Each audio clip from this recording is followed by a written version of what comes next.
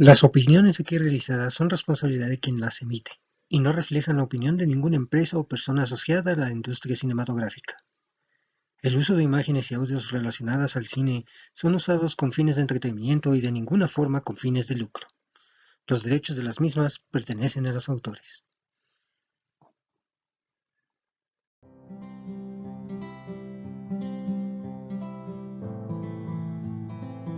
Te invitamos a que nos sigas en nuestras redes sociales: Facebook, Quique Cinéfilo; Twitter, @cinéfiloquique; Instagram, @Quique_cinéfilo.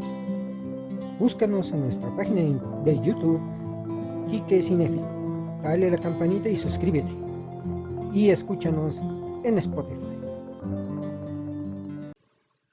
Bienvenidos una vez más a Quique Cinéfilo, el podcast donde hablamos de cine y un poquito más. Hoy hablaré acerca de uno de los directores más influyentes del siglo XX y cuya forma de hacer películas no se ha podido igualar. Se trata de Stanley Kubrick. Acompáñenme a descubrir más de este director. Comenzamos.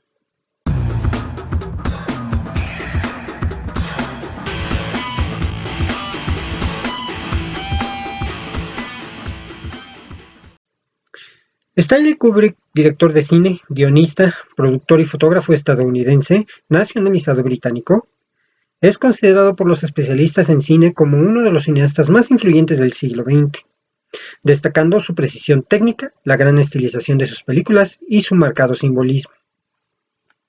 Sus inicios en el cine datan de 1951, año en el que estrenó su primer proyecto, el cortometraje documental Day of the Fight, adquirido por RKO Pictures, dándole a Kubrick su primer, aunque pequeña, ganancia. Esta compañía financió por anticipado su siguiente trabajo, un documental de 9 minutos llamado Flying Padre. Tras realizar varias cintas como Killer Kiss, El beso del asesino de 1955, o The Killing, Atraco Perfecto de 1956, se estrenó Paths of Glory, o Senderos de Gloria de 1957, un filme antibélico considerado uno de los mejores del director. Tras esta película dirigió su primer filme de alto presupuesto, Espartaco de 1960, que fue galardonada con 4 premios Oscar. Tras el éxito de la cinta, incluyendo un Globo de Oro a la mejor película dramática, filma su siguiente éxito, Lolita de 1962. El largometraje, protagonizado por Sue Lyon y James Mason, recibió críticas mixtas, aunque causó controversias debido al contenido relacionado con la hebefilia. Por este largometraje fue nominado como mejor director en los Globos de Oro y en el Festival de Venecia de 1962. 2 años después dirigió Doctor Strangelove de 1963, por la cual fue candidato a varios galardones, entre ellos varios premios BAFTA y su primera nominación al Oscar en las categorías Mejor Director y Mejor Guión Adaptado. En 1968 su carrera alcanza su máximo nivel con 2001, Odisea del Espacio, filme de ciencia ficción con el que gana su único Oscar a título personal, por el diseño de los efectos especiales. Además, la película es considerada una de las mejores de la historia dentro de su género. Después, Kubrick dirige La Naranja Mecánica, una de las cintas más polémicas de la historia. Esta es una adaptación de la novela homónima de Anthony Burgess, que muestra al personaje Alex DeLarge, interpretado por Malcolm McDowell, como un delincuente sociópata y carismático, quien encuentra placer al escuchar música clásica, la violación y la llamada ultraviolencia. En varios países el filme fue considerado polémico, entre ellos Reino Unido. Por eso Kubrick solicitó a Warner Bros. Que la retirara de Inglaterra. Llegó a recibir amenazas de muerte en contra de él y su familia.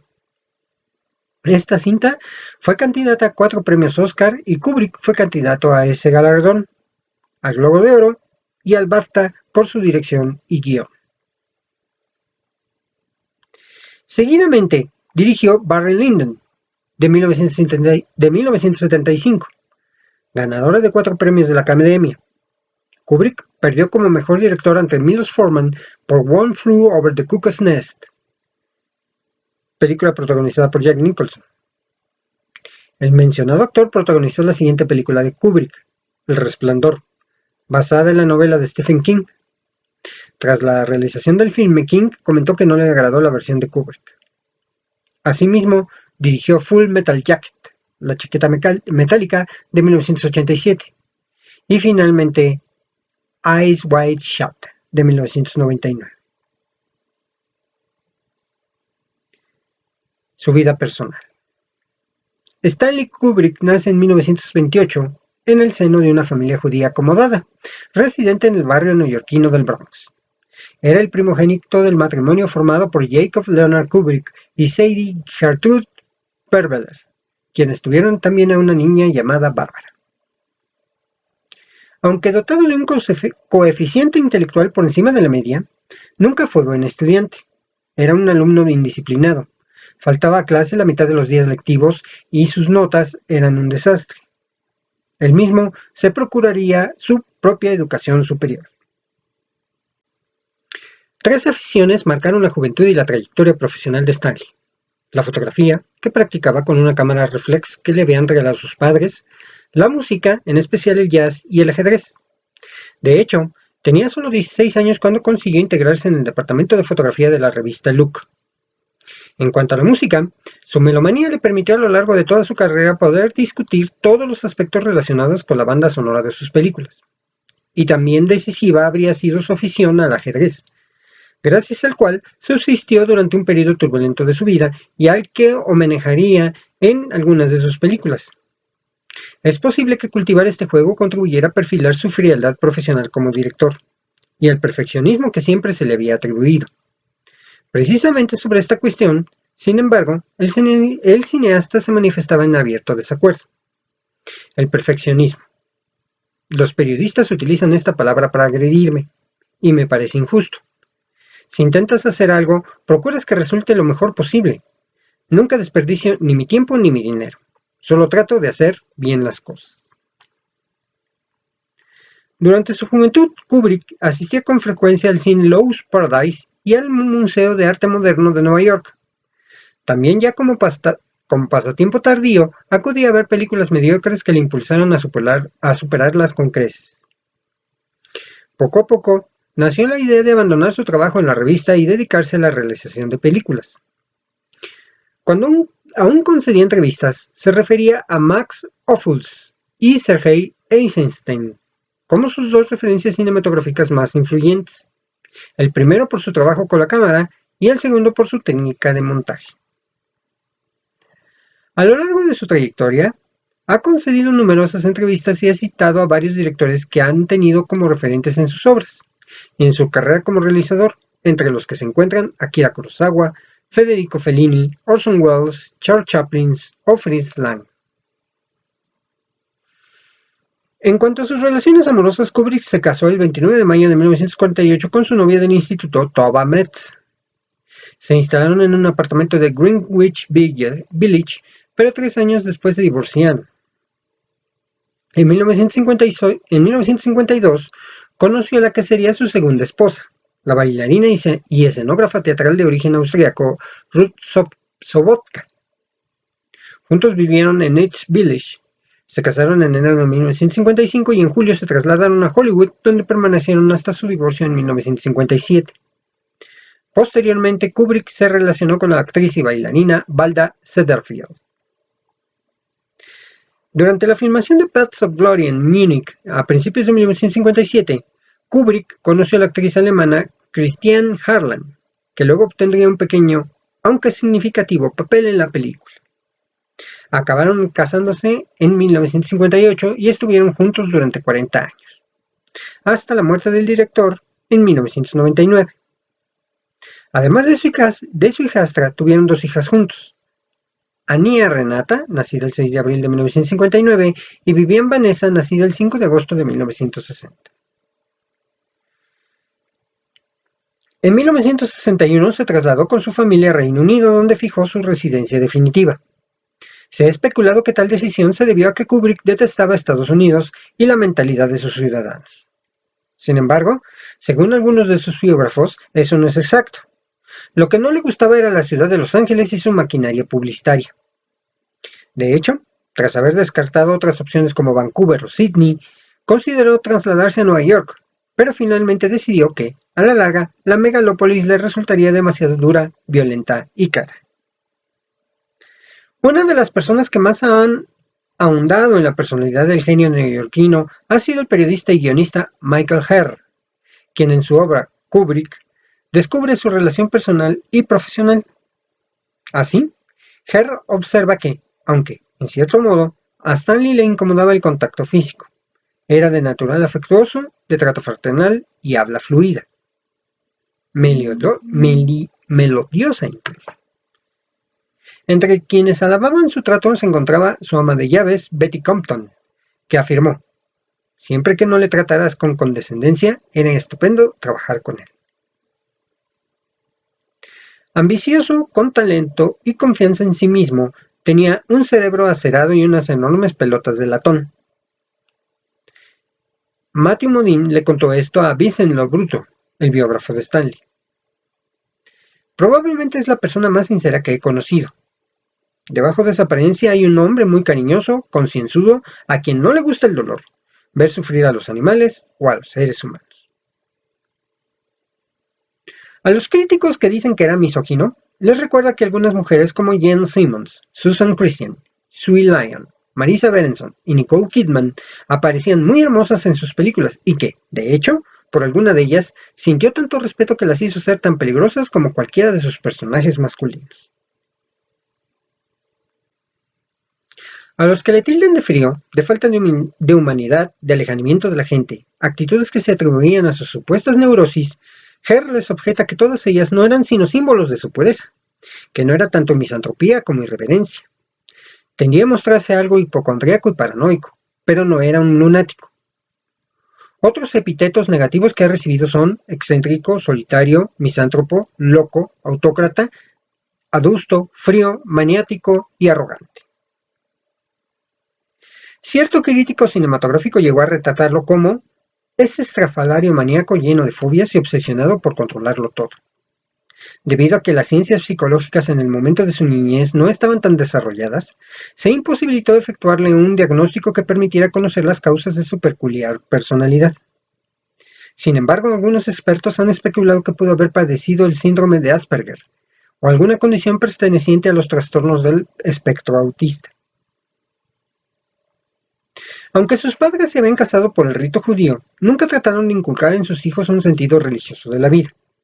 Más aún, Kubrick profesaría durante toda su vida una visión atea del mundo. Partidario del capitalismo como sistema económico, para él la democracia no pasaba de ser un noble y fracasado experimento en nuestro camino evolutivo. Un experimento lamentablemente devaluado por los bajos instintos, el dinero, el egoísmo y la estupidez de los seres humanos. Así que nadie mejor que un déspota benévolo para gobernarlos. Era un paladín del show business. Herr lo describe así. A Stanley le excitaba el rugido de las hélices cuando la pasta gansa despegaba y comenzaba a volar a través del sistema, circulando y ramificándose para ir a parar a bolsillos cada vez menores en número, pero de mayor tamaño, aun cuando esos bolsillos no fueran siempre el suyo. Simplemente le gustaba saber que estaba circulando por ahí. Le encantaban el negocio, la industria, la acción que observaba día y noche desde su puente, aquellos actores y directores y proyectos, toda aquella energía que giraba sin parar por los estudios, y las campañas de prensa que acompañaban a cada nuevo producto. Le encantaba formar parte de ello desde la distancia, y como participante en el juego no se consideraba ni menor ni peor, ni superior ni inferior a ninguno de los demás. Todos jugaban juntos, jugaban al comercio y al arte importante y caro, y obras de arte para la caja registradora, o, como a veces pensé en su caso, películas artísticas con pretensiones taquilleras. Según Herr, era un buen amigo y resultaba maravilloso trabajar con él, pero para hacer negocios era un tipo terrible, terrible. Su tacañería era proverbial y tenía una obsesión patológica con el dinero. En ese sentido, Kubrick solía citar al compositor Sami Khan, quien ante la pregunta de qué consideraba el primero, si la música o la letra, respondía: el cheque. Pero, si bien es cierto que Kubrick participaba en las estrategias de distribución y se interesaba por los perfiles de audiencia hasta el punto de conocer el aforo y la recaudación de ciertas salas de cines. En esencia, era un hombre que hacía películas para él. Era calculador, pero sus cálculos más exactos eran todos artísticos. El 7 de marzo de 1999, 4 días después de una sesión privada para su familia y actores de su último filme, Eyes Wide Shut, Stanley Kubrick murió de un ataque cardíaco mientras dormía. Tenía 70 años. Fue enterrado junto a su árbol favorito en los terrenos de Chilwick Bury, en el condado de Hertfordshire, en Reino Unido. En su libro dedicado a Kubrick, su esposa Christiane incluyó una cita de Oscar Wilde que el cineasta evocaba a menudo. La tragedia de la vejez no es que uno sea viejo, sino que sigue siendo joven. 5 días después del fallecimiento se ofició en su residencia el funeral por su memoria. Al solemne acto asistió apenas un centenar de personas pertenecientes a su círculo más cercano. Por petición expresa de la familia, los medios de comunicación se mantuvieron a 1 milla de distancia de la puerta de la entrada. Estos fueron sus primeros proyectos. Day of Fight sería su primera filmación a modo de documental de 13 minutos. En 1951, sobre la base de un trabajo fotográfico hecho por él mismo para Look, acerca del boxeador Walter Cartier, lo financió con sus propios ahorros a los 23 años, aprendiendo a usar el equipo por la persona que se lo alquiló. El documental fue comprado por RKO para incorporarlo en la serie This is America, que fue proyectada en el Paramount Theater en Nueva York, dándole a Kubrick un pequeño beneficio económico. La propia RKO le adelantó dinero para el siguiente documental de 9 minutos, llamado Flying Padre, a través del cual sacó el título del piloto, aunque años más tarde se negaría a seguir volando. Este filme narraba la vida de un sacerdote que viajaba en una avioneta de pueblo en pueblo, en el estado de Nuevo México. El último de sus documentales, que duró 30 minutos, sería Los Marineros, de Seafarers, su primer trabajo en color. Para esta época, Kubrick ya había renunciado a su trabajo en Look y se dedicaría de lleno a la industria del cine. Su primer largometraje y su primer aprendizaje formal con una cámara fue Miedo y Deseo, Fear and Desire, de 1953, que financió con $13,000 obtenidos de préstamos familiares. Su tío, Martin Perveller, invirtió dinero en el filme con la condición de que se le acreditara como productor ejecutivo. La película trata de un pelotón de soldados que lucha en una tierra sin nombre y se exhibió en circuitos de salas de arte, pues era un experimento de calidad. Tras la realización de la película, se separa de su primera esposa, Tova Metz. La película tuvo escaso éxito y perdió dinero. Ocurrió otro tanto con su siguiente trabajo, El beso del asesino, Killer Kiss, de 1955, cuyo presupuesto ascendió a $40,000, la mitad de los cuales se perdieron con el tiempo, devolvería el dinero a familiares y amigos que le habían ayudado. Es una notable película de suspenso sobre un boxeador que conoce a la mujer de un mafioso y se enamora de ella. En la película aparece en el papel de la bailarina hermana de la protagonista, la que sería su segunda esposa, Ruth Sobotka. La película contó con pocos medios y no cobró nada. Hizo de operador, montador, ayudante de montaje, técnico de efectos especiales, además de director, y el trabajo de Kubrick con la fotografía en blanco y negro llamó la atención de James B. Harris, un productor de la NBC. En 1956, Kubrick y Harris se asociaron en una productora llamada Harris Kubrick Pictures, compañía que estuvo activa hasta 1964. De esta unión surgió Atraco Perfecto, The Killing, de 1956, su primer gran filme, con un presupuesto de $320,000 y un reparto de importantes actores de Hollywood protagonizado por Sterling Hayden, partiendo de una novela de Lionel White y sobre un guión de Jim Thompson. Kubrick relató la historia del atraco a un hipódromo. La utilización del tiempo cinematográfico hecha por Kubrick supuso una innovación para la época. En la película se empiezan a sentar las bases del pensamiento del director, la lucha de un antihéroe en su enfrentamiento con el mundo y su conflictivo final. La película atrajo las miradas de algunos personajes de Hollywood, como Doug Scary, el jefe de producción de MGM, Entre ellos también se encontraba Kirk Douglas, que firmó con Harris Kubrick un contrato para 5 películas.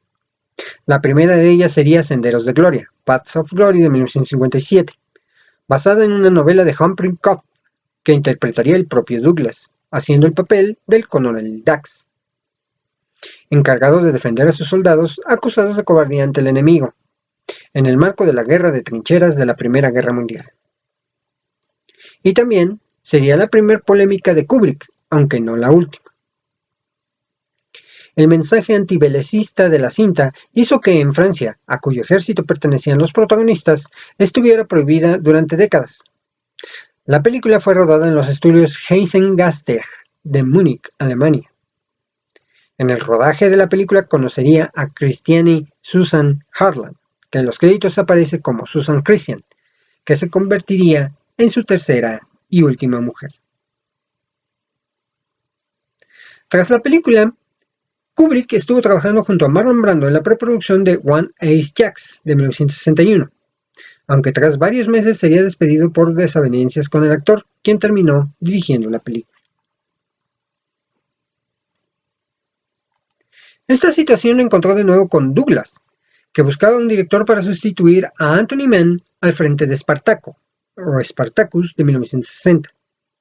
Kubrick aceptó, sabiendo que una película de tan alto presupuesto podía suponer un empujón a su carrera como director, aunque apenas tuvo la oportunidad de intervenir en el guión, como ya lo había hecho antes y haría después en todas sus películas. La película supuso el fin de las listas negras, debido al estratégico interés de Douglas de reducir el sueldo del guionista Dalton Trumbo, a cambio de colocar su nombre real en los créditos. La película ganó 4 premios de la Academia y fue un éxito comercial. La carrera de Kubrick estaba definitivamente lanzada. Kubrick y Harris lograron prolongar el contrato que les unía con Douglas por otras 3 películas. Las aspiraciones artísticas y comerciales de Kubrick le llevaron a hacer Lolita, de 1962. Fue su siguiente trabajo. Tras arduas negociaciones convenció a Vladimir Nabokov no solo para que aceptase vender los derechos de su novela, sino para que fuese él mismo quien adaptase el guión. Aunque posteriormente Kubrick solo conservó una parte de su trabajo. La película estuvo envuelta en escándalo por adaptar una historia tan controvertida para los estándares de la época, ya que narra la historia de la seducción de una menor de edad por parte de un hombre maduro, y de ahí que dirigentes conservadores exhortaran a no ver la película. Esta película cuenta la historia de Humbert, un divorciado de mediana edad interpretado por James Mason, que se enamora de Lolita, una joven de 14 años, interpretada por Sue Lyon, de 16, a quien Kubrick vio en The Loretta Young Show, y que para conseguirla está dispuesto a casarse con la madre de la menor. El actor Peter Sellers termina de componer el reparto como el multifacético Claire Quilty. La película no solo se centra en la relación entre Humbert y Lolita, sino que posee efectivas dosis de humor, aspecto del filme soportado por el oficio de Sellers, quien fue animado por el director a improvisar. Kubrick nuevamente trabajó a partir de una narración no lineal, cosa que no ocurría en el libro, con el fin de darle más suspenso a la trama. Kubrick sustituyó la simple lujuria y deseo que el profesor sentía por Lolita en la novela de Nabokov por amor, evitando así la menor injerencia posible de la censura. El presupuesto fue de $2 millones y logró obtener buenas ganancias. Debido a aspectos financieros y legales, así como por temas de la misma censura, el rodaje se realizó en los estudios ABPC en Inglaterra, donde Kubrick finalmente se estableció definitivamente, en el condado de Hertfordshire. A pesar de vivir y trabajar en Inglaterra, al inicio por problemas coyunturales nunca se sintió un expatriado. Las circunstancias le retuvieron allí y volvía varias veces al año a los Estados Unidos, casi siempre en barco. Tras el éxito de Lolita se permitió afrontar proyectos más arriesgados. Se separó de su socio y amigo Harris para producir su nueva película en solitario. Así que, en medio de la Guerra Fría y de la crisis de los misiles cubanos, Kubrick comenzaría el rodaje de Doctor Strangelove or How I Learned to Stop Worrying and Love the Bomb en 1964, El título en español para esta película fue Doctor Insólito, con el que fue conocida en el mundo hispanohablante, excepto España, donde se dobló con el título de Teléfono Rojo, Volamos hacia Moscú. Basada en la novela de Peter George, Red Alert, que no era un relato cómico, pero cuyo tono Kubrick cambió para conseguir verosimilitud. Aunque en un principio pretendía abordar de manera directa la novela sobre la Guerra Fría y la posibilidad de un conflicto atómico. A medida que se iba documentando encontraba aspectos cada vez más hilarantes y esperpénticos sobre la estrategia nuclear de ambos bloques. De manera que decidió realizar una comedia de humor negro conforme a las partes más ligeras del libro. El actor británico Peter Sellers sería el encargado de dar vida a 3 personajes de la cinta, por presión de Columbia, ya que lo consideraban responsable del éxito de Lolita. Completando el reparto, Sterling Hayden, George C. Scott y Slim Pickens. El guion de Terry Southern, el propio Peter George y Kubrick está lleno de gags y alusiones sexuales, y narra cómo un acceso de locura del general Reaper, interpretado por Hayden, ordena a varios bombarderos intercontinentales estadounidenses B-52 a atacar sus objetivos en suelo ruso con armas nucleares. Provoca que se haga realidad la tan temida destrucción mutua asegurada, mientras el jefe Lionel Mandrake, Sellers, busca hacerlo desistir. Por otro lado, el presidente Martin Muffley y el señor Strangelove, Sellers en ambos casos, debaten con el mayor Buck Turgidson, Scott, sobre una eventual solución al problema. Dentro de un B-52, el mayor T.J. Kong, Pickens, aún no sale de su asombro junto con su tripulación por la misión encargada. Kubrick contrató al decorador Ken Adam para llevar a cabo los ambiciosos escenarios, muy adelantados a la época. La sala de guerra, la base militar y el interior del bombardero. Esto lo construyó en los estudios ingleses Shepperton, empleando de manera novedosa la iluminación natural para darle mayor realismo a la puesta en escena. La película encontró a un Kubrick plenamente instalado en la campiña inglesa, haciendo gala de su obsesión por el detalle en función a los recursos que tenía a su alcance. Un ejemplo de esto es la escenografía que recrea el interior de un B-52. La Fuerza Aérea estadounidense no quiso colaborar con el director y este tuvo que, en función de una fotografía en una revista especializada y los controles de un B-29, reconstruir el tablero de instrumentos del avión con enorme realismo, enfatizando el ambiente claustrofóbico de la nave. La música original es encargada a Laurie Johnson, pero 2 melodías tienen especial relevancia, sentando las bases del uso que después Kubrick le daría a la música en sus cintas. Try a Little Tenderness, en versión instrumental en los créditos iniciales, acompañando las imágenes de los aviones acoplados para cargar combustible, y el tema de Better Lynn, We'll Meet Again, sugerido por Sellers en la escena final. En ambos casos, los temas contrapesan la fuerza de las imágenes. En 1968, Kubrick alcanzaría el cenit de su carrera, con 2001, Odisea en el espacio. La película no solo buscó elevar el estatus de un género menor en aquel momento, la ciencia ficción, que se limitaba a alienígenas antropomórficos y platillos voladores, sino además narra una audaz parábola sobre la evolución del hombre, una elipsis de 4 millones de años.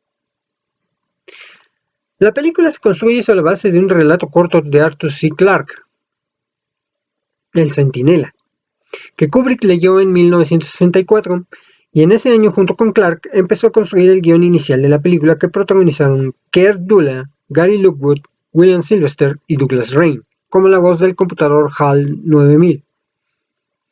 En 1966, Kubrick ya había filmado todas las escenas con actores en los estudios Shepperton en Inglaterra. En 1968 se concluyeron los efectos especiales. El presupuesto inicial de 5.5 millones de dólares subió hasta los 10. Pero fue en la sala de edición donde Kubrick estableció los mayores cambios entre esta película y sus predecesoras. Solo contiene 40 minutos de diálogo para un metraje de 141 minutos. Además de ser la primera película del director sin narración alguna. con unos efectos especiales sin precedentes, diseñados por el mismo Kubrick y ejecutados y supervisados por Douglas Trumbull, y una confianza ciega en sí mismo. Kubrick realizaría finalmente una de las películas más complejas, vanguardistas y arriesgadas de la historia del cine. La historia empieza con un grupo de homínidos en su lucha por la subsistencia y su encuentro con un monolito, y luego se traslada al futuro, millones de años adelante, donde un hombre ya evolucionado a Homo sapiens explora el sistema solar en una nave controlada por un computador omnipresente. Kubrick toca diversos temas en la cinta: la inteligencia, la soledad, la muerte, la evolución, la inmortalidad, la autorreflexión, la inteligencia artificial. Estos temas que hacen del trabajo un motivo continuo de reflexión, manteniéndola vigente a la postre. Sus efectos especiales y la recreación del viaje espacial siguen siendo apreciados por su fidelidad técnica, estableciendo un antes y un después en la innovación tecnológica de los efectos y del género en sí mismo. Otro aspecto notable es la música, apartados donde Kubrick también ha aportado mucho. Descartó la banda sonora que originalmente había compuesto Alex North, quien se había encargado de la música en Espartaco. Usando las composiciones clásicas que empleó en la sala de edición, entre las partituras utilizadas, además de Richard Strauss o Aram Khachaturian, Kubrick empleó ampliamente la música vanguardista del compositor húngaro György Ligeti, impulsando enormemente su fama a nivel mundial. Con esta película, Kubrick ganó su único Oscar a título personal por el diseño de efectos especiales y varios premios BAFTA, entre otros.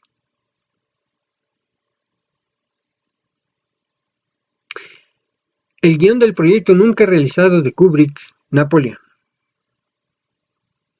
La historia de Napoleón, proyecto en la que pensaba recrear la vida y las batallas más importantes libradas por el dirigente francés, fue un sueño largamente ansiado por Kubrick, quien desarrolló una investigación de preproducción enorme a finales de los años 60, que finalmente no se concretó debido a sus descomunales costos.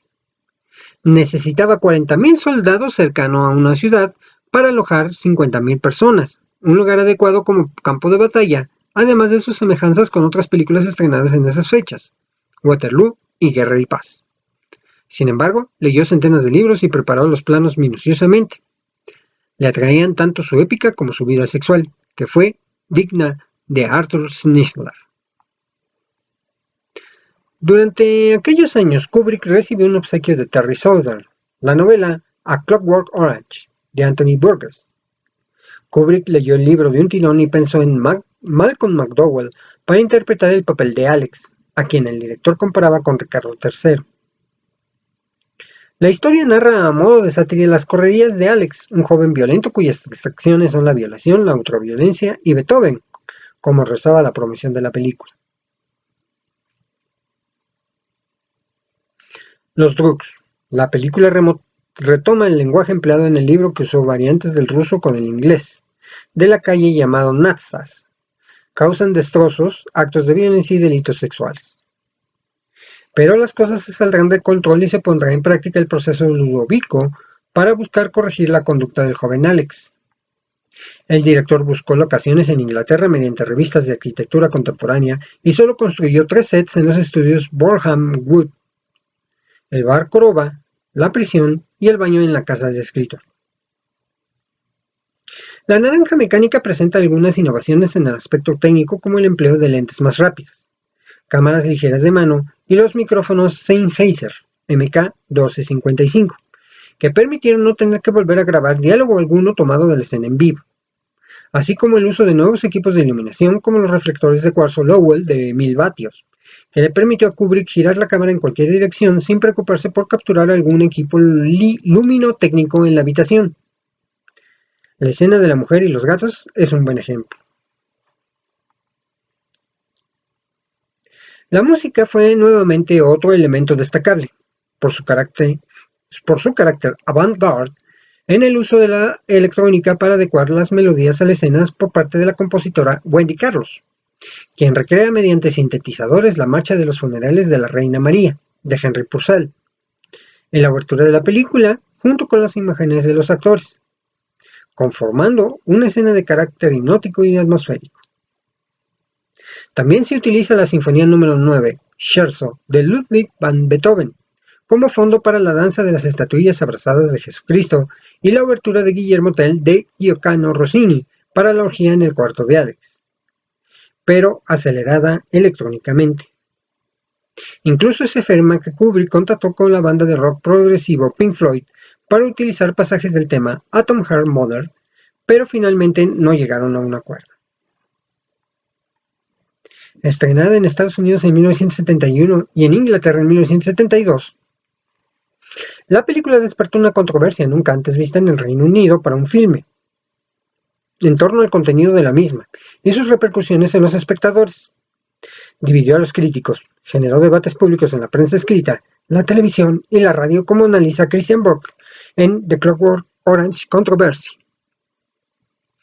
A todo esto se sumó el hecho de que los delitos cometidos, incluso un asesinato en aquella época, con mucha atención otorgada por parte de la prensa inglesa por jóvenes que aparentemente replicaban escenas de la película o en algún caso vestían trajes similares a los protagonistas.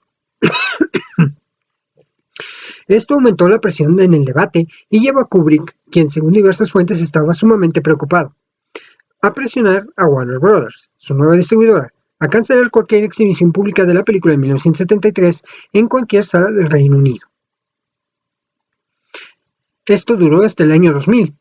La película obtuvo 7 premios BAFTA, 2 premios Globo de Oro, 4 nominaciones a los premios Oscars, 2 Directors Guild of America, entre otros. Quizá el logro más importante que obtuvo Kubrick con esta cinta fue asegurar formalmente por parte de Warner Bros., a través de un lucrativo contrato, el control total de sus cintas, a nivel técnico y sobre todo artístico, incluso de distribución. El éxito de taquilla del filme es que sobre una inversión de $2 millones pudo ganar 40 millones, y esto le permitió al director sustentar su contrato. Kubrick recibía además cerca del 40% de los beneficios, para lo cual creó una base de datos de salas donde este tipo de películas de autor tenían mejores opciones comerciales.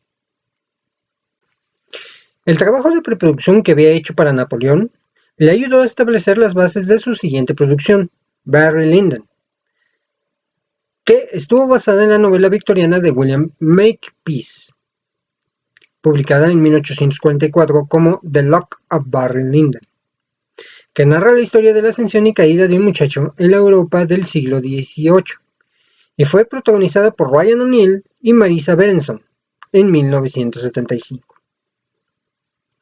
Nuevamente, el extremo cuidado por el detalle de Kubrick se hace manifiesto en el proceso de la película, usando libros de arte y documentos de la época para buscar localizaciones, crear objetos, coches y el vestuario que fue confeccionado usando como modelo ropa de aquel siglo, siguiendo las técnicas de costura que se emplearon originalmente y contratando a 35 sastres que trabajaron durante 6 meses. Ante la insistencia del director, los interiores se rodaron exclusivamente con la luz de las velas, gracias a unos objetivos especiales de la casa Carl Zeiss, una apertura máxima de foco de 0,7, que había comprado a un contacto suyo y cuyo diseño fue inicialmente realizado para la NASA. Según la actriz Marisa Berenson, los actores, en algunas tomas de acercamiento, casi no se podían mover para no salir de foco. Las técnicas de emulsión y revelado actual hicieron obsoleta esta tecnología. La película fue filmada en Irlanda y en Inglaterra. En el primer país, Kubrick recibió algunas amenazas por parte del grupo terrorista IRA, debido a que los extras representaban a soldados ondeando la bandera británica sobre el suelo irlandés.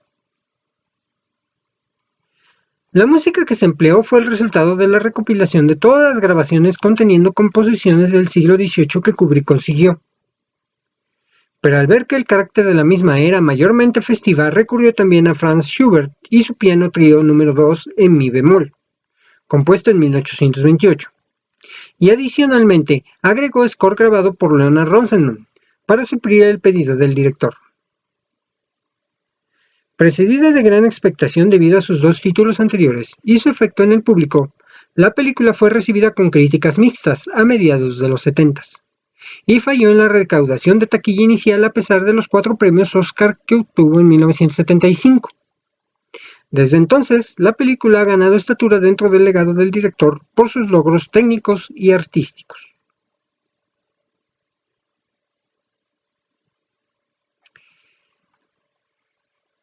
La novela del escritor multiventas de finales de los años 70, Stephen King, y un género como un buen tirón en aquel momento, el terror, motivaron a Kubrick por su siguiente película. A partir de la novela El Resplandor, del escritor estadounidense, reescribió el guión junto a Diane Johnson, y el resultado fue una de las mejores adaptaciones cinematográficas de alguna obra de King. En El Resplandor, The Shining, de 1980, la versión de Kubrick es una variación sobre la versión del libro, especialmente en el carácter del protagonista y sus motivaciones. La película, filmada en los estudios Elstree en Boreham Wood para los interiores, haciendo tomas exteriores del Timberline Lodge en Portland, Oregon, para recrear el Hotel Overlook, muestra la transformación del personaje de Jack Torrance, interpretado por el oscarizado Jack Nicholson, que cuida del hotel durante los intermedios de temporada, presentándolo como un ser temperamental y con una progresiva perturbación que afecta finalmente la seguridad de su propia familia. Kubrick hizo un extensivo de una innovación reciente, el Steadicam, un giroscopio estabilizador que permitía a la cámara desplazarse a través del espacio sin vibraciones, lo cual le permite filmar de manera efectiva al hijo de Torrance, interpretado por Danny Lloyd, sobre su triciclo de plástico a través de los corredores del hotel, o a Nicholson caminando por el laberinto del jardín. La música nuevamente recae en manos de Wendy Carlos, quien modifica nuevamente a través de la electrónica música original, una adaptación del compositor Héctor Berlioz del tema medieval Die Irae. Otros compositores cuyas piezas son utilizadas son Georgi Ligeti, Bela Bartók y Krzysztof Penderecki, y temas de bandas pertenecientes al primer cuarto del siglo XX. La película obtuvo buena respuesta del público y taquilla, pero la crítica volvió a dividirse en torno a este trabajo del director estadounidense. A juicio del autor de la novela, Stephen King, quien inicialmente estuvo halagado con la idea de la adaptación por parte de Kubrick, el filme no profundiza en el verdadero tema de la novela, que incluso posee tintes autobiográficos. Este primero hace una nueva adaptación para la televisión de su libro en 1997. La hija de Kubrick, Vivian, realizó un documental sobre la filmación de la película en 1980.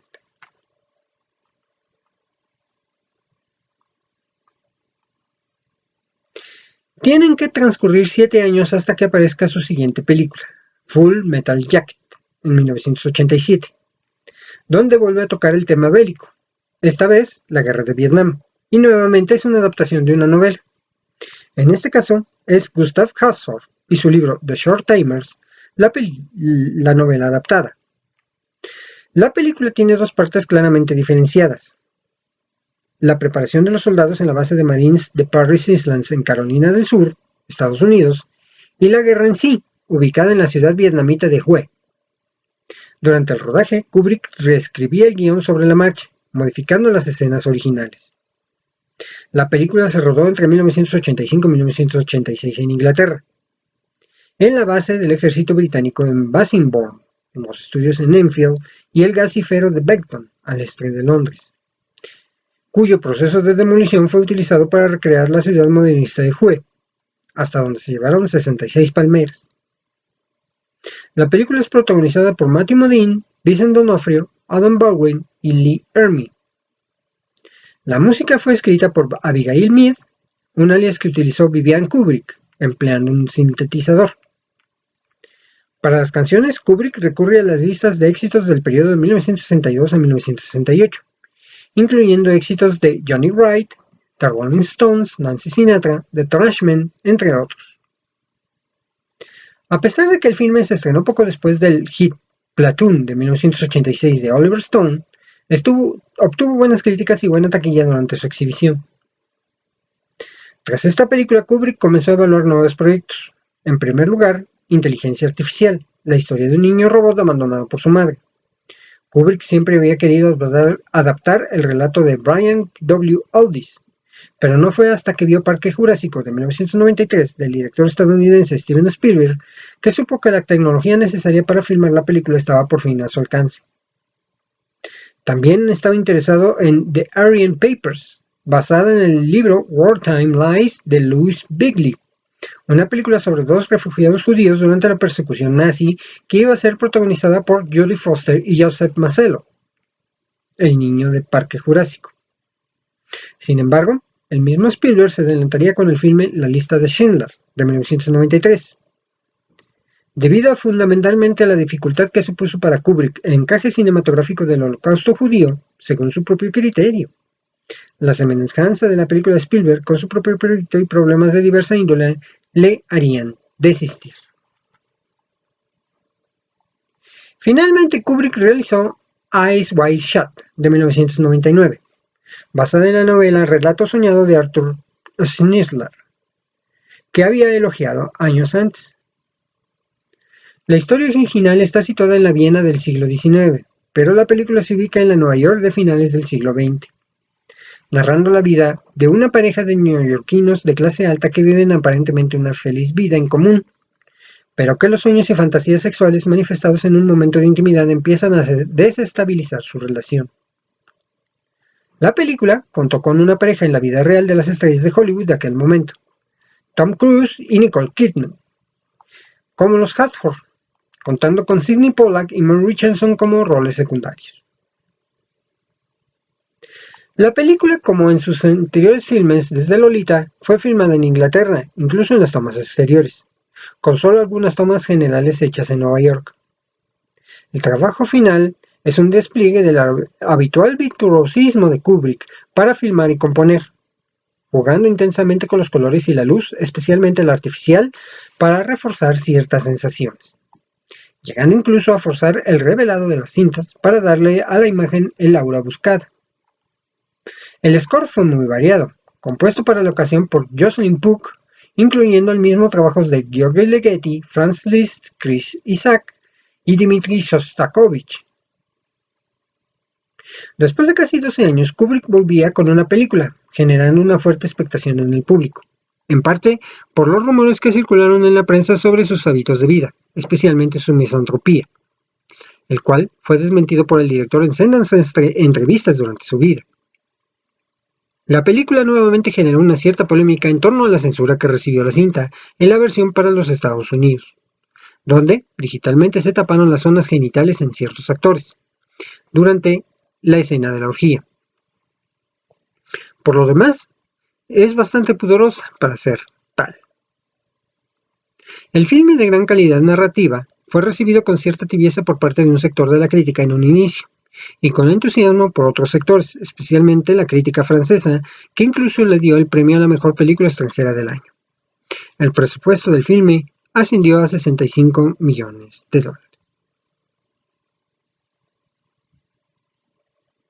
Para algunos, las películas de Stanley Kubrick suelen mostrar expresiones de una lucha interior que es examinada desde diferentes perspectivas. No obstante, el propio Kubrick tenía especial cuidado y procuraba no ofrecer sus propias perspectivas sobre el significado de sus obras, con el fin de dejarlas abiertas a la libre interpretación. En una entrevista de 1960 realizada por Robert Emmett Guina, Kubrick explicó: "Una de las cosas que siempre encuentro difíciles, una vez que la obra está terminada, es cuando un periodista o un crítico pregunta: ¿qué estabas intentando decir en la película?".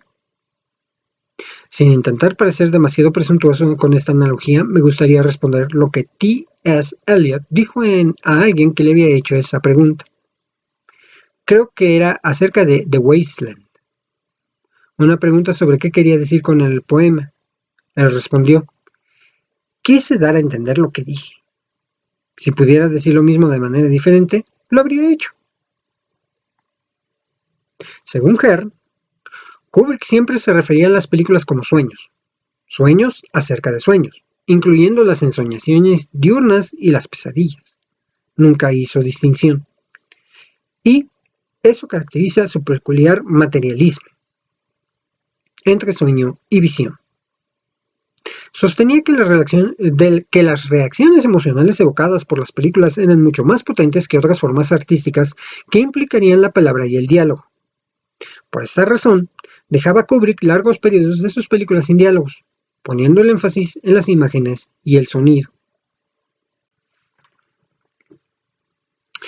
También buscó que sus películas pudieran compararse con la música popular, ya que en esta no importa el intelecto o el trasfondo cultural de una persona para que una obra, por ejemplo una canción de los Beatles, pueda ser entendida tanto por un camionero de Alabama como por un intelectual de Cambridge. Según él, las emociones y el subconsciente de cada uno son más semejantes que su intelecto. En una entrevista para la revista Time de 1975, Kubrick dice: la esencia de las artes escénicas es permitir que una idea llegue a la gente sin que la idea se explique claramente. Si algo se dice directamente, deja de ser tan potente como cuando dejas que la gente lo descubra por su cuenta. También aseveró que el realismo es probablemente la mejor forma para escenificar argumentos e ideas.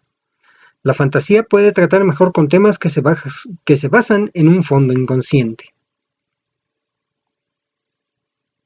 Diane Johnson, quien escribió el guión de El Resplandor junto a Kubrick, remarcó que él siempre decía que era mejor adaptar un libro que escribir un guión original, y que para ello era preferible elegir un texto que no fuera una obra maestra, de tal forma que siempre se pudiera mejorar. Eso es lo que siempre hizo, a excepción de Lolita. Cuando Stanley Kubrick buscaba un tema para una película, siempre buscaba ciertos aspectos, tratando de hacer cintas que atrajeran a todo tipo de espectador independientemente de sus expectativas hacia la misma. Según el productor Jan Harlan, Kubrick buscaba hacer películas sobre temas relevantes que no tuvieran solo forma, sino también sustancia.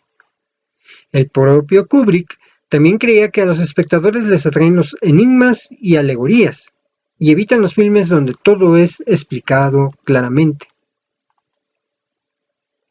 Algunos han querido mostrar que Kubrick trataba de confundir las expectativas de la audiencia, con ambientes radicalmente diferentes entre una película y la siguiente, como si estuviera obsesionado con contradecirse a sí mismo, haciendo de cada obra suya una crítica a la anterior.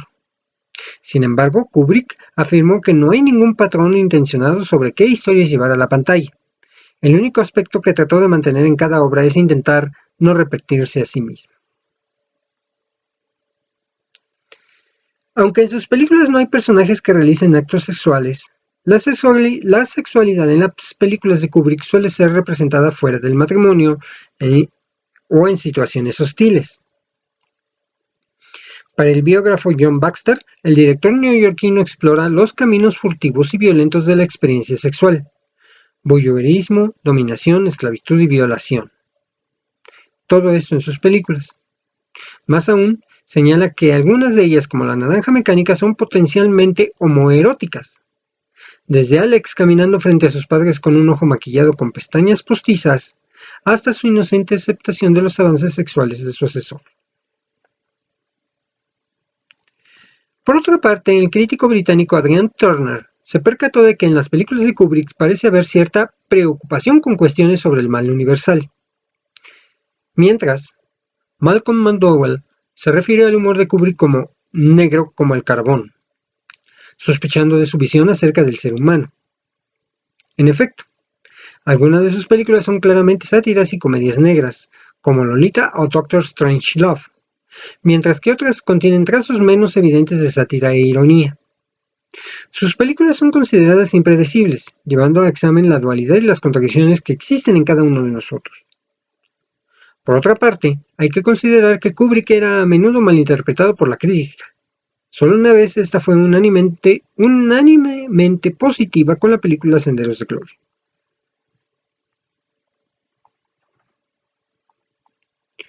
Kubrick se basaba en la teoría del autor, en la que el director acababa funcionando como guionista. Permite así la colaboración e improvisación con los actores durante el rodaje.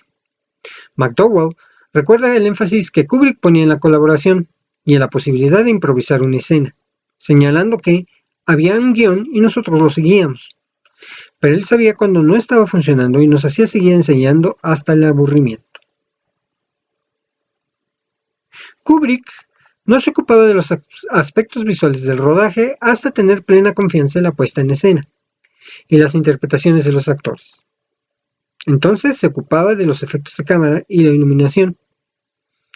Walker opina que Kubrick fue uno de los pocos directores capaces de indicar a sus directores de fotografía el efecto preciso que buscaba. Se ha llegado a sostener que Kubrick estaba influenciado por sus predecesores, manteniendo una perspectiva europea acerca del cine y ligada a su admiración por Richard Strauss. Por otro lado, el crítico Gilbert Adair ha comentado, a propósito de La chaqueta metálica, que la aproximación al lenguaje de Kubrick ha sido siempre de carácter reduccionista e intransigentemente determinista. Él parece verlo como un mero producto del condicionamiento ambiental, solo marginalmente influido por elementos de la subjetividad y los caprichos, sombras y modulaciones de la expresión corporal. En cambio, otros críticos apuntan a que, pese a que Kubrick era un cineasta visual, no por ello descuidaba los diálogos. Más aún, Kubrick ha llegado a ser comparado con un escritor por la forma en que se acercaba al texto y a las historias mismas. Kubrick trataba de detener el guión a punto antes de comenzar el rodaje, sin que esto le impidiera realizar cambios durante la filmación de la película. Su objetivo primordial era, al fin y al cabo, evitar el bloqueo durante la puesta en escena. Este comentario de Kubrick se lo hizo a Robert Elgina en alguna ocasión. Creo que es necesario ver todo el problema que supone llevar a una historia a la pantalla. El problema comienza con la elección del lugar. Continúa con la creación de la historia, las tomas, los vestidos, la fotografía y la actuación. Y cuando la película está rodada, está solo parcialmente acabada. Creo que la postproducción es solo la continuación de la dirección de una película. Creo que el uso de los efectos audiovisuales y los títulos principales son parte de la forma de contar la historia. Creo que la fragmentación de este trabajo, que se ha llevado a cabo por diferentes personas, es algo perjudicial. Igualmente, Kubrick señala: pienso que la mejor trama es que no haya trama. Prefiero un comienzo tranquilo que se vaya metiendo en la piel de los espectadores y que los envuelva de tal forma que puedan apreciar las notas de gracia y los tonos suaves, para que no tengan que ser golpeados con giros en la trama o herramientas de suspenso. Kubrick se mostraba impaciente con sus colaboradores. Necesito esta escena acabada echando leches. No quiero que esté bien, quiero que esté el martes. Michael, estas páginas que me has enviado hoy son de número 10. De hecho, creo que podrían ser de número 12.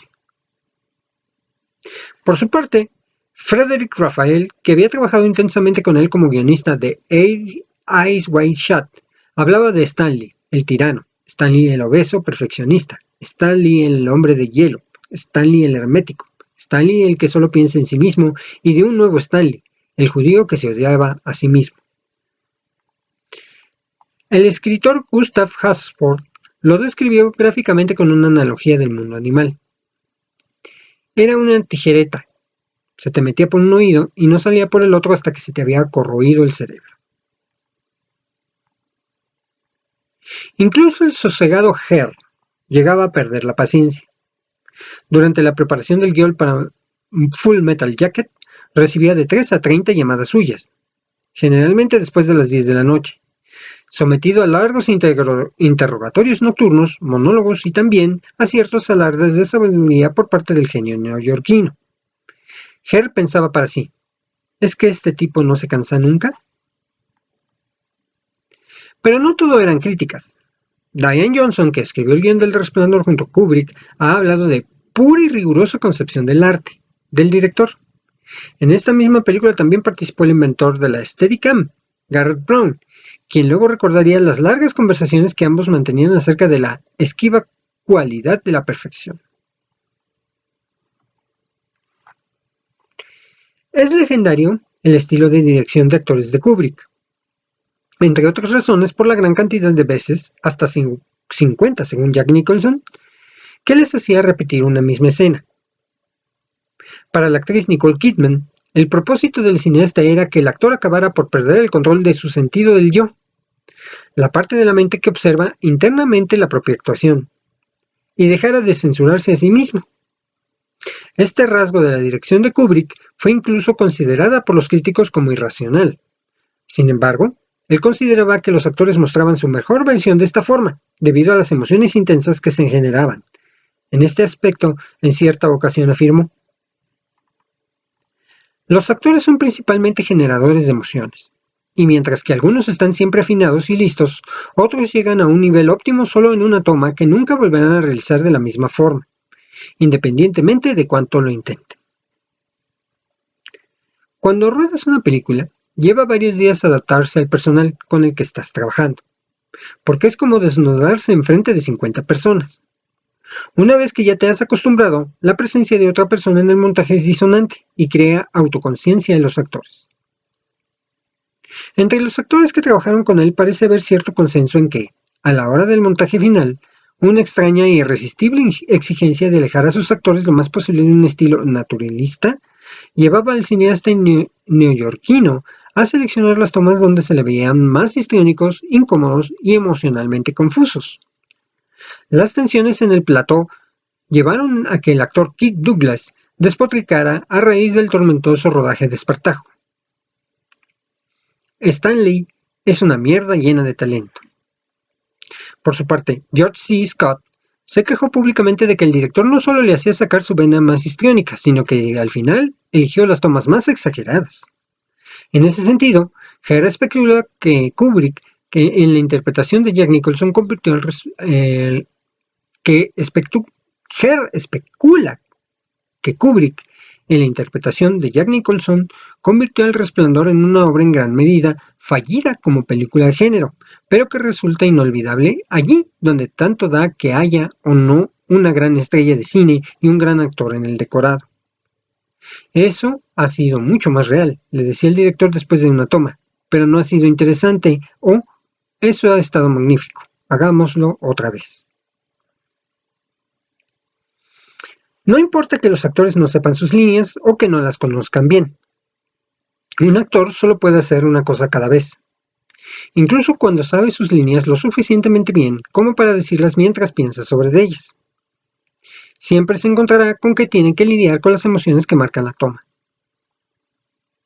En una escena con fuerte carga emocional, siempre es mejor poder rodar tomas completas para permitir al actor mantener una emoción continua. Y es raro que un actor llegue a este punto más de una o dos veces. Hay, empero, escenas que se benefician de las tomas extra, pero incluso en estas no estoy seguro de que las primeras tomas no sean más que ensayos a los que se les añade la adrenalina de estar siendo grabado por la cámara. Kubrick dedicaba los descansos en el rodaje para discutir con los actores. Entre los que valoraban la atención del director se encontraba Tony Curtis, quien se refirió al neoyorquino como su director favorito, agregando que tenía su mayor virtud en la relación con los actores. Más aún, añadió que el director tenía su propia manera de hacer películas. Quería ver las caras de los actores, no buscaba cámaras que rodaran a 10 metros de distancia, quería primeros planos, mantener la cámara en movimiento. Ese era su estilo. En el mismo sentido, Malcolm McDowell llamó la atención sobre las largas charlas que mantuvo con él para desarrollar su personaje en La Naranja Mecánica, charlas que la permitieron sentirse desinhibido y libre durante el rodaje. Pero Kubrick también permitía de vez en cuando que los actores improvisaran y rompieran las reglas, especialmente a Peter Sellers en Lolita. Esta supuso un punto de inflexión en su carrera que le permitió trabajar de una forma más creativa durante el rodaje. Durante una entrevista, Ryan O'Neal recordaba así su estilo de dirección. Te hacía trabajar duro, te movía, te empujaba, te ayudaba, se enfadaba contigo, pero, sobre todo, te enseñaba el valor de un buen director. Stan Lee sacó de mi actuación aspectos que habían estado letargados. Tenía la sospecha de que estaba metido en algo grande. También señaló que trabajar con Kubrick era una experiencia impactante de la cual nunca llegó a recuperarse. Kubrick atribuyó su habilidad en el tratamiento de la fotografía de las escenas en sus primeros años como fotógrafo. Sus guiones no solían incluir instrucciones de cámaras. Prefería ocuparse de eso cuando la escena estaba ideada, ya que los aspectos visuales de una película no eran una complicación para él. Incluso, para decidir los ajustes y los accesorios que se utilizarían, Kubrick prestaba una atención al detalle muy meticulosa, que buscaba agregar todo el material posible de una forma que él mismo llegó a describir como detectivesca. John Alcott, quien fue director de fotografía en 4 de las películas de Stanley, señaló que el cineasta lo cuestionaba todo y se involucraba en los aspectos técnicos de la producción, incluidos la posición de la cámara, la composición de la escena, la selección de lentes e incluso llegaba a operar él mismo la cámara. Alcott llegó a decir que Kubrick, que era la cosa más parecida a un genio con lo que había trabajado nunca, con todos los problemas que un genio conlleva. Algunos críticos han destacado el uso que Kubrick hacía de la perspectiva frontal con un único punto de fuga. Esta perspectiva lleva al espectador a fijarse en un único punto, que da la sensación de estar yéndose. El uso que Kubrick hacía de esta técnica era acompañado también por una simetría visual agresiva que utilizaba líneas paralelas que llegaban a converger en el punto de fuga, dando la sensación de alejamiento. Combinado con los movimientos de cámara, esta técnica podía generar unos efectos visuales que algunos han descrito como hipnóticos e emocionantes. Entre las grandes innovaciones técnicas que Kubrick llevó al cine se encuentran los efectos especiales. Un ejemplo es la película 2001, donde utilizó entre otros los efectos Slit Scan y el efecto de proyección frontal, que le llevaron a ganar un Oscar. Además, El Resplandor fue una de las primeras 6 películas en utilizar el entonces revolucionario sistema de la Steadicam. Kubrick llevó este método a su máxima expresión, que dio a la audiencia un movimiento suave y sosegado de la cámara.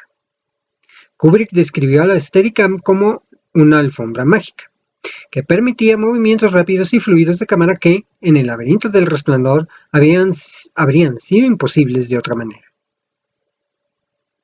Stanley Kubrick fue a su vez uno de los pioneros en el uso de Video Assist durante el rodaje. Cuando comenzó a usarlo en 1966, el Video Assist se consideraba una tecnología de vanguardia, por lo que Kubrick tuvo que buscar su propia manera de emplearlo. Sin embargo, este método dio sus frutos y a partir de la película 2001 fue capaz de observar una toma inmediatamente después de grabarla. En algunas cintas como Barry Lyndon utilizaba sus propias lentes personalizadas, que le permitían comenzar una escena con un primer plano e ir alejando lentamente la cámara hasta captar todo el panorama, así como grabar tomas largas, cambiando las condiciones lumínicas alternando distintos ajustes de la cámara. Esta habilidad técnica de Kubrick con las lentes llegó a impresionar incluso a los fabricantes, que hallaron en él a alguien sin precedentes entre los cineastas.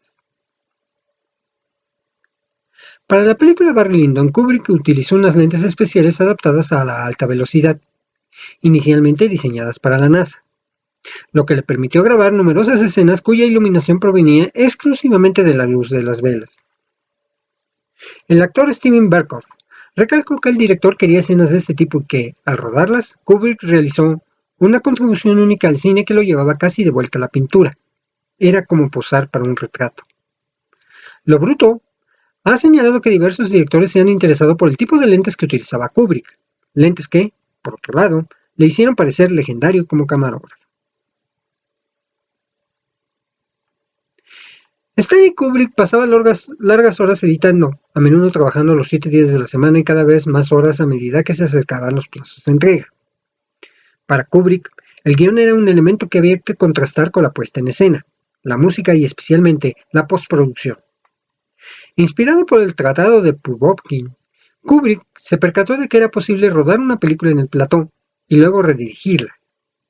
A propósito de esto expresó: "Me encanta la edición. Creo que me gusta más que cualquier otra frase del proceso. La edición es la única parte del cine que no se parece a ninguna de las otras artes y es un punto tan importante que no se puede subestimar. Puede hacer o deshacer una película". El biógrafo John Baxter incluso ha señalado que, en lugar de buscar la columna vertebral de una película en el guión antes de empezar a rodar, Kubrick empezaba a saber lo que buscaba en la versión final al grabar cada escena desde muchos ángulos distintos, y exigiendo distintas tomas de cada línea de guión. Luego, él organizaba y reorganizaba miles de fragmentos para que se ajustaran a una determinada versión que solo empezaba a emerger en la edición. Otro de los rasgos que han destacado el perfeccionismo de Kubrick ha sido la música y su atención a los detalles más nimios. Su esposa Christine Harlan atribuyó a esta cierta adicción a la música. En sus últimas 6 películas, Stanley Kubrick elegía música ya compuesta, especialmente composiciones clásicas. Prefería música ya grabada en lugar de música específica para cada película, bajo la creencia de que un compositor contratado no podía tener una repercusión tan efectiva como el de los compositores clásicos ya conocidos por el público. Además, sostenía que componer escenas a partir de grandes piezas contribuía a crear grandes escenas para las mejores películas. En una ocasión, para una escena de Barry Lyndon, Kubrick estuvo 42 días trabajando en la edición. En ese tiempo, escuchó todas las grabaciones disponibles de música de los siglos XVII y XVIII, adquiriendo, además, miles de grabaciones para encontrar la versión exacta de la zarabanda de Handel que buscaba. A su vez, Jack Nicholson destacó la atención que Kubrick prestaba a la música de sus películas, señalando que el director escuchaba música constantemente hasta que encontraba algo que él sentía que le emocionaba de manera adecuada. Se le atribuye a Kubrick el haber introducido al compositor húngaro György Ligeti a una amplia audiencia occidental, incluyendo su música en 2001, El Resplandor y Eyes Wide Shut. Según Baxter, la música en 2001 era uno de los aspectos fundamentales para Kubrick cuando concibió la película.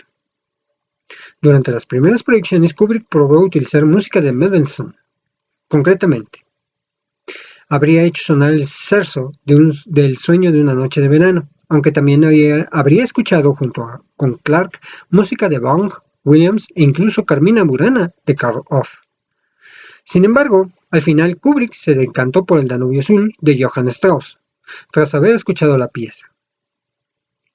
La música de Ligeti utilizaba un nuevo estilo con micropolifonías, basada en acordes disonantes que cambiaban lentamente.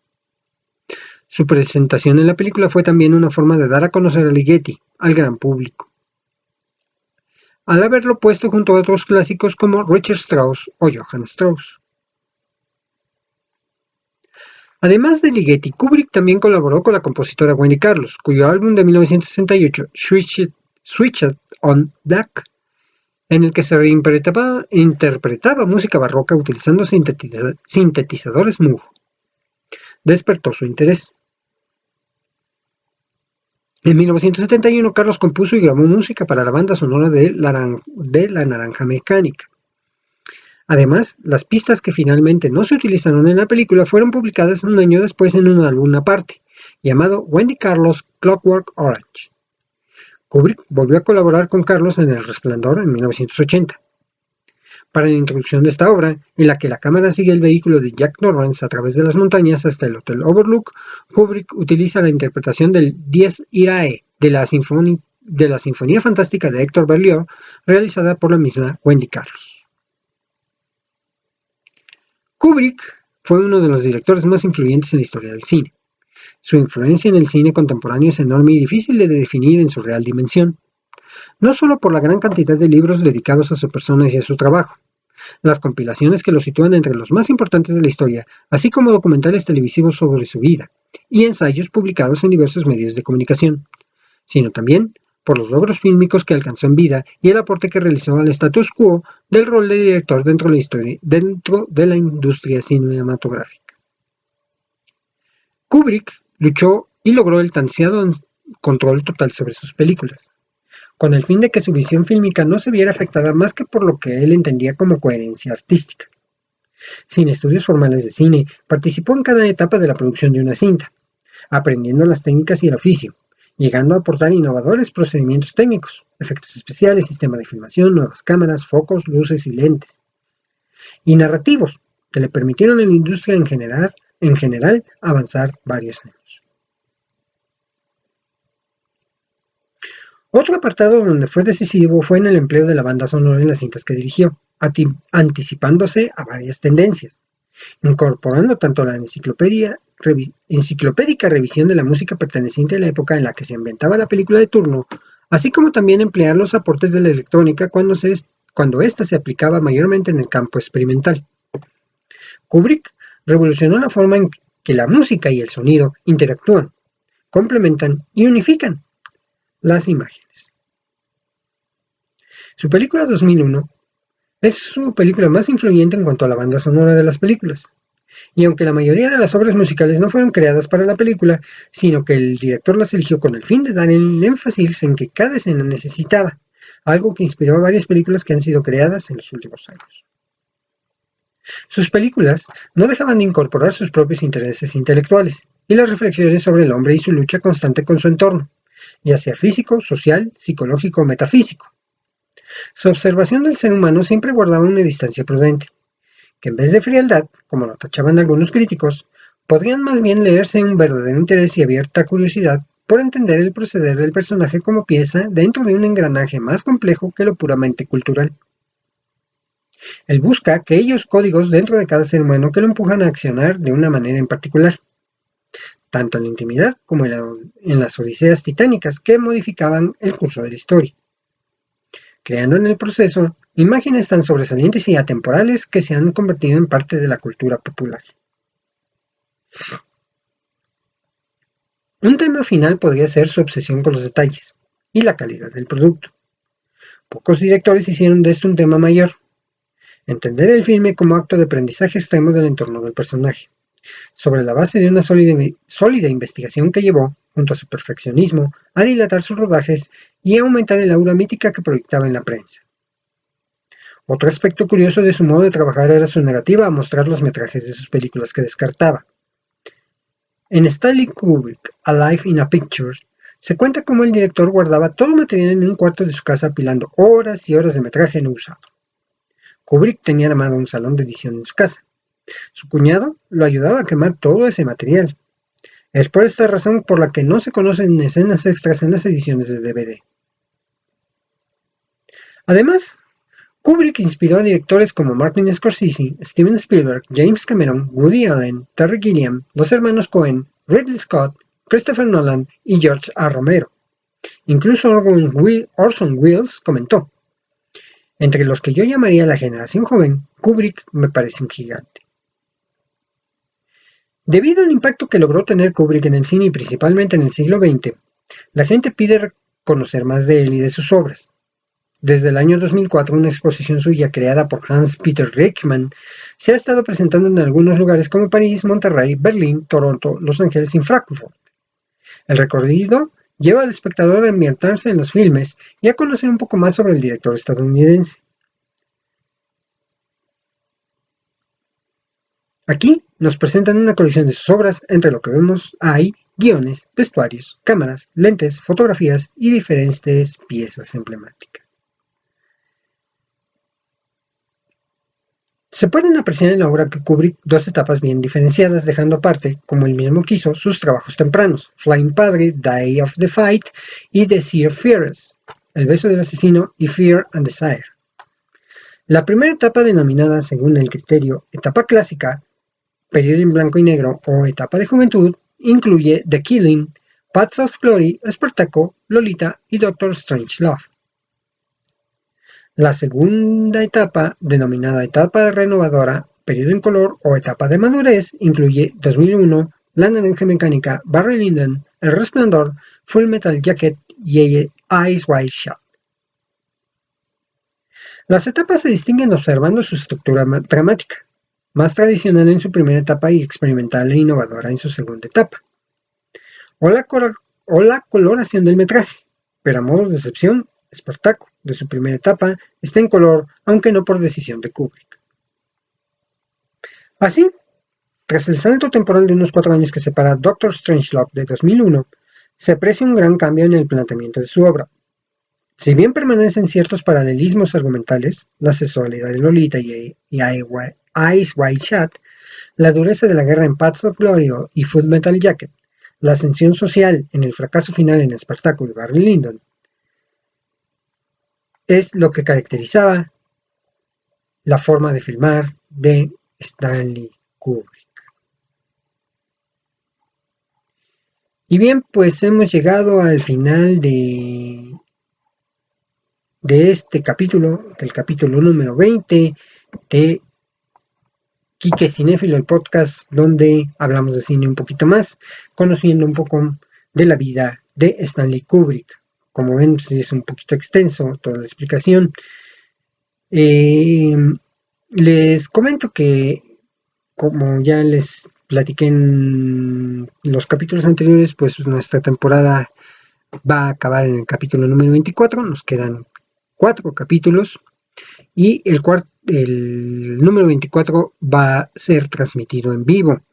Yo les daré los detalles en el penúltimo capítulo, cómo va a ser el en vivo, cómo puedes participar y les daré unos adelantos de todo eso, por supuesto, pero esa será la intención de hacer un en vivo para cerrar la primera temporada, celebrar que llegamos a 24 episodios y que hemos llegado, pues, no como quisiéramos, pero tenemos una audiencia ya cautiva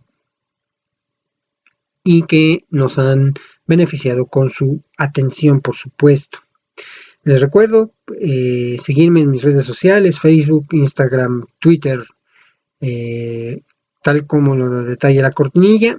Y espero sus comentarios. Por supuesto, como repito, comentarios, críticas con respeto. Siempre el respeto es primordial en estos programas, porque pues bueno, ustedes son quienes consumen este producto y para los cuales yo dedico este tiempo para pues comentar mi pasión sobre el cine. Entonces, bueno, pues cuídense mucho, por ahí la variante Delta del COVID anda dando lata, vamos a cuidarnos, hubo relajamiento en estas últimas semanas, vamos a cuidarnos mucho, por favor, y les reitero, síganme en mis redes sociales, y esto fue pues el capítulo número 20 con la biografía de Stanley Kubrick del podcast Quique Cinéfilo, donde hablamos de cine y un poquito más. Muchas gracias, disculpen la garraspera un poquito, pero bueno, ahí estamos. Nos vemos en el siguiente capítulo. Gracias y hasta pronto.